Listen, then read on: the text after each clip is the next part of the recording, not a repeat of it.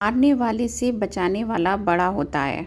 वह एक 7 साल की बच्ची थी जो खुद को नदी में डूबने से बचाने की नाकाम कोशिश कर रही थी। वहाँ दूर दूर तक उस डूबती लड़की को बचाने वाला कोई नहीं था। ये तो उस लड़की की किस्मत थी कि उसी वक्त नरेंद्र का वहाँ से गुजरना हुआ। नरेंद्र ने बिना सोचे समझे नदी में छलांग लगा दी और बच्ची को बाहर निकाल लिया।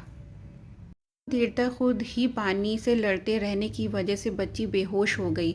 नरेंद्र उसे उठाकर हॉस्पिटल ले आया, जहां बच्ची तो ठीक हो गई, पर नरेंद्र को डॉक्टरों से पता चला कि बच्ची बेजुबान है, यानी कि वो बच्ची बोल नहीं सकती थी। कपड़ों से अच्छे घर की लगती थी, पर वो ना तो अपना नाम बता सकती थी और ना ही अपने घर का पता बता सकती थी।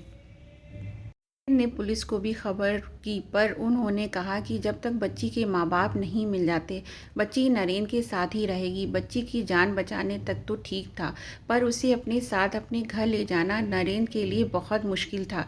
पहले ही उसके 3 बच्चे थे, जिनके रहने पड़ने का बंदोबस्त वो बहुत मुश्किल से कर पाता था।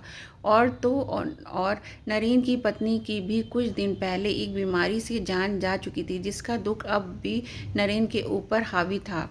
नरेंद्र बच्ची को घर ले आया। बच्ची बोल नहीं सकती थी, पर समझती सब थी, इसलिए जल्द ही नरेंद्र के बच्चों के साथ घुल मिल गई। नरेंद्र रोज़ बच्ची को लेकर पुलिस स्टेशन जाता, पर पुलिस उसे यह कहकर वापस भेज देती कि जैसे ही बच्चे के परिवार का पता चलेगा, वो लोग खुद उसे नरेंद्र के घर से लेने आ जाएंगे। ही महीनों बीत गए और महीनों सालों में बदल गए। वो बच्ची जिसका नाम नरेंद्र के बच्चों ने परी रख दिया था, अब 19 साल की हो गई। पर इतने सालों में रोज़ पुलिस स्टेशन जाने के बाद भी किसी ने उस बच्ची की गुमशुदगी दर्ज नहीं कराई। एक दिन जब परी अपने कॉलेज से घर वापस आई, तो यह देखकर बहुत हैरान हुई कि घर पर कुछ लोग और पुलिस उसका इंतज़ार कर रहे थे। पुलिस के साथ जो लोग मौजूद थे वो परी के मम्मी पापा थे।